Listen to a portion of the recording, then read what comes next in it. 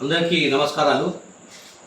కేంద్రంలో పరిపాలించిన మోడీ గారి ప్రభుత్వం ప్రజలను దృష్టి మళ్లించడానికే చాలా కార్యక్రమాలు చేస్తుంటారు. మోడీ గారు ఎప్పుడైతే భారతదేశంలో పరిస్థితి బాగుండదో, నిరుద్యోగం విలువెడుతుంటే, ఆర్థిక పరిస్థితి బాగాలేకుంటే ప్రజలను దృష్టి మళ్లించడానికి మతపరమైన చర్యలు రెచ్చగొట్టి ప్రజలను దృష్టి మళ్లించడానికి ప్రయత్నం చేస్తుంటారు మోడీ గారు.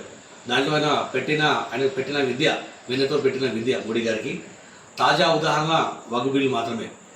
అయితే వక్ఫ్ బిల్లు పార్లమెంట్లో పెట్టిన రోజే డొనాల్డ్ ట్రంప్ గారు భారతదేశంపై 25% సుంకాన్ని విధించడం జరిగింది. ఆ సుంకాన్ని విషయం దేశ ప్రజలు తెలియదని విషయంతోనే వక్ఫ్ బిల్లు తీసుకొచ్చి గందరగోళానికి సృష్టించడం జరిగింది మోడీ గారు. అయితే వక్ఫ్ బిల్లు అనేది ఈరోజు భారతదేశంలో చాలా చర్చనీయంగా మారింది. అక్కడక్కడ చాలా ధర్నాలు, రస్తారోకోలు కూడా జరుగుతున్నాయి వక్ఫ్ బిల్లుకు ఖిలాఫ్గా. అంటే వక్ఫ్ అంటే ఏమిటి, వక్ఫ్ బిల్ అంటే ఏమిటి, అసలు వక్ఫ్ ఎప్పుడు వచ్చింది, భారతదేశానికి దానికి ఎవరు ప్రమోట్ చేశారు, ఇవన్నీ తెలుసుకునే అవసరం ఎంతైనా ఉంది మనకు. వక్ఫ్ అనేది వాకీబ్ అనే ఒక అరబీ పదం నుండి వచ్చింది. అది వాకీబ్ అనే పదం నుంచి. ఆ వాకీబ్ దాని అర్థం ఏంటంటే వక్ఫ్, తన ప్రాపర్టీని, తన దగ్గర ఉన్న ఆస్తిని వక్ఫ్ ఇవ్వడం, దానం ఇవ్వడం అని వక్ఫ్ అంటారు. ఆ ఇచ్చిన దానాన్ని పేదలకు పంచిపెట్టడం, దానిలో పేదలకు ఉపయోగించే వైద్యం కానీ, విద్య కానీ, మదర్సాలా కానీ, మసీద్లా కానీ, గ్రేవెడ్లా కానీ ఉపయోగిస్తారు. అది వక్ఫ్. ఒకసారి వక్ఫ్ ఎవరైతే చేస్తారో అది తిరిగి రాదు, దానికి అమ్ముకోలేము. అది వక్ఫ్ సంబంధించిన ప్రాపర్టీ. వక్ఫ్ అనేది దాన్ని ఎవరైతే దానం చేస్తారో వక్ఫ్ను, దాన్ని వాక్యం అని అంటారు దాన్ని. అయితే ఈ వక్ఫ్ ఉన్న ప్రాపర్టీని ముస్లింల సమాజంలో అభివృద్ధి కానీ, మసీద్లా కానీ, అదేవిధంగా గ్రేవెడ్లా కానీ ఉపయోగిస్తారు. ఈ వక్ఫ్ ఆస్తిని, ఈ వక్ఫ్ ఆఫీస్ని తిరిగి తీసుకోలేము, అమ్మలేము. ఎందుచేతంటే ఒకసారి వక్ఫ్ అయిన తర్వాత అది దేవుని పేరు మీద వెళ్ళిందని ఒక నమ్మకం. ఈ వక్ఫ్ రావడానికి కూడా ముఖ్య కారణం ఏంటంటే ఖురాన్లో ఒక వాడు చెప్పడం జరిగింది. ఖురాన్లో చెప్పినట్టుగా పేద ప్రజలకు ఏదైనా చేయాలనే ఉద్దేశంతోనే, సహాయం చేయాలనే ఉద్దేశంతోనే వక్ఫ్ అనే పదం ఏర్పడింది. కాబట్టి ఆ ఉద్దేశంతో చాలా మంది ఉన్న ఆస్తిని ఇతరులకు ఇచ్చే ఉద్దేశంతోనే వక్ఫ్ చేయడానికి ఉద్దేశంగానే చాలామంది నూతనం చేస్తుంటారు. అది వక్ఫ్. అయితే వక్ఫ్ అనేది మొదటిగా మదీనాలో ముహమ్మద్ సల్లల్లాహు అలైహి వసల్లం గారు ప్రారంభించడం జరిగింది. ఆయన మొదటిగా మదీనాలో మస్జిద్ను వక్ఫ్ ఇచ్చారు. అది మొదటి వక్ఫ్. మన తర్వాత వక్ఫ్ను ప్రపంచదేశంగా మెల్లమెల్లగా వ్యాపించడం జరిగింది. అయితే కొన్ని దేశాల్లో వక్ఫ్కు చెందిన ప్రాపర్టీలు నాన్ ముస్లిమ్స్కు, ముస్లిం ఇతర సంస్థలు కూడా పనిచేస్తాయి. అవి ఫిలిపిన్ కానీ, సింగపూర్ కానీ, ఆ దేశాల్లో ఇతర మతస్థులకు కూడా ఈ వక్ఫ్ ప్రాపర్టీని వాడతారు. అయితే భారతదేశంలో ఎప్పుడు మొదలైంది అంటే, భారతదేశంలో ఎప్పుడైతే మొఘల రాజులు ఇక్కడికి రావడం జరిగిందో అప్పుడు వక్ఫ్ ప్రాపర్టీ ఇక్కడ కూడా స్టార్ట్ కావడం జరిగింది.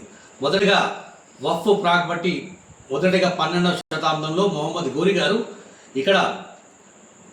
గోరీ గారు, అదేవిధంగా మొహమ్మద్ ఖిల్జీ గారు, అదేవిధంగా మొహమ్మద్ బిన్ తుగ్లక్ గారు వీరు ప్రారంభించడం జరిగింది. మొట్టమొదటిగా మొహమ్మద్ బిన్ గోరీ గారు ముల్తాన్ అనే ప్రాంతంలో 2 గ్రామాలను ఆ వక్ఫ్ కేటాయించడం జరిగింది. తర్వాత మొహమ్మద్ ఖిల్జీ గారు కానీ, అదే తుగ్లక్ కానీ వీళ్ళు కూడా ప్రమోట్ చేసుకోవాలని చుట్టూ ఈ ప్రాపర్టీని సాగునీటి ప్రాజెక్టులకు కానీ, తాగునీటి కానీ, వైద్యానికి కానీ ఈ వక్ఫ్ ప్రాపర్టీని ఉపయోగించి దీన్ని ఎంతగానో ప్రమోట్ చేశారు.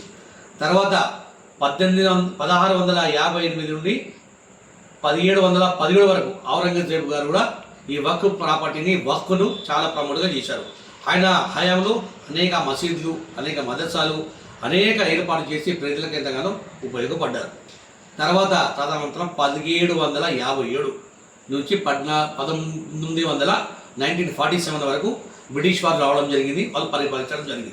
వారు కూడా వక్ఫ్ను ప్రమోట్ చేయడం జరిగింది మన దేశంలో. ఇప్పుడు జరిగిన దేశంలో అయితే 1894లో బ్రిటిష్ వారు 4 జడ్జిలతోని ఒక వక్ఫ్ చట్టాన్ని రద్దు చేయాలని ప్రతిపాదించడం జరిగింది.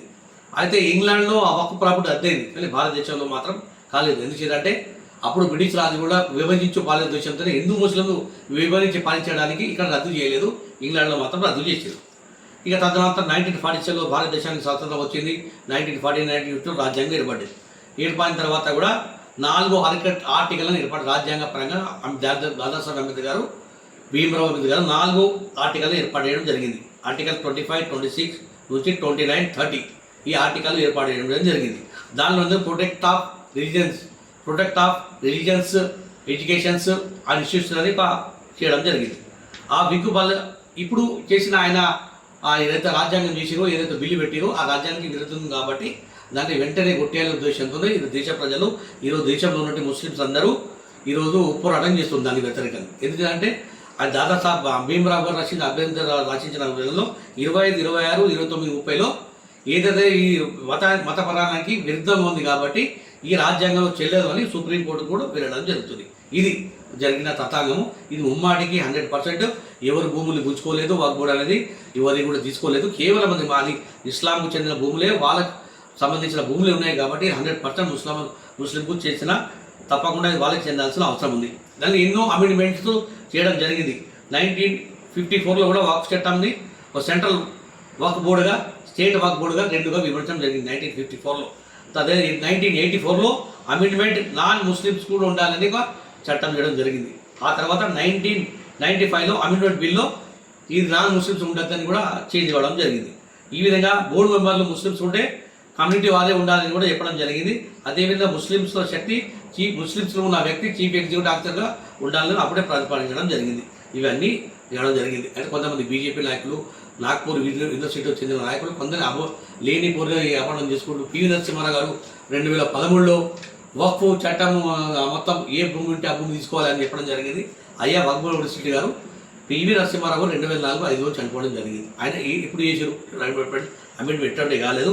కాబట్టి ఇప్పటికైనా మోడీ గారు కానీ అయితే కేంద్ర ప్రభుత్వం కానీ సాధించాలి.